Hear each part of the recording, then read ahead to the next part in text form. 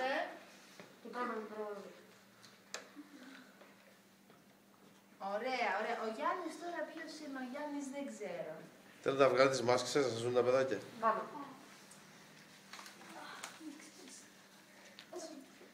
Αντιθέτω και εμείς Είσαι πολύ τρομακτικός αυτό. Πού την βρήκες αυτή τη μάσκα? Αγόρασε. Δεν είσαι τη μάσκα. Εγώ έχω μια λεπούλα τη φορά.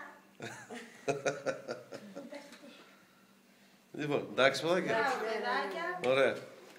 Χρόνια σας πολλά. Χρόνια σας πολλά. Δεν έχουμε τώρα να σας κεράσουμε κιόλας. Έλα μωρέ, εντάξει, είναι πολλά, είναι πολλά.